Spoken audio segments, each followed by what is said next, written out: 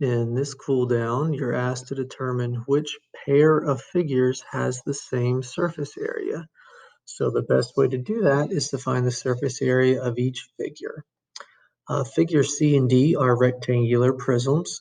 If you remember last week, the fantastic Miss Volger talked to you about how when you have a rectangular prism, you can see a top and you might not see a bottom, but you know it's there and they're identical. You can see a front, you might not see a back, but you know it's there and they're identical.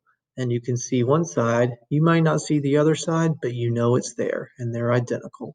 So if we look at figure C first, it is a rectangular prism and the top has an area of 6 square units, which means the bottom also has an area of 6 square units. So that's 12 square units. The yellow side has an area of 2 square units, so the other yellow side also has an area of 2 square units. That's 4 total. And the green side has an area of 3 square units, which means the other side also has an area of 3 square units. That's 6 total.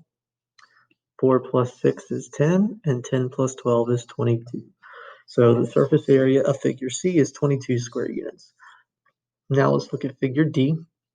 The top has an area of 1, 2, 3, 4, 5, 6 units.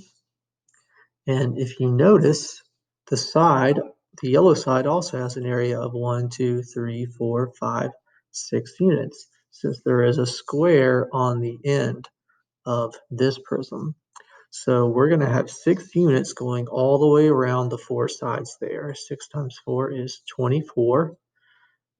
And then there's also that side, which has an identical backside. So 2 more makes 26. All right, so we know that C and D do not have the same surface area, so we can cross that answer out. Now figure E is not a prism, so we've just got to figure this one out just by chugging through it. So let's start with the green sides. There's 1, 2, 3, 4, 5, 6, 7 square units for the green side, and we know the opposite green side will be identical. So that's 14 square units total so far for the green. Now things get a little bit more complicated. We can see that there's kind of 2 towers that make up this figure. So we have 2 square units on the top, and we can tell there's going to be 2 square units on the bottom too. So that's 4 square units for the top and bottom. And now for the other side. There's 1, 2, 3, 4 yellow square units on that side. And for this right tower here, we can see there's 4 cubes, and so there's going to be 4 square units on that side, and we can't see. 4 and 4 is 8.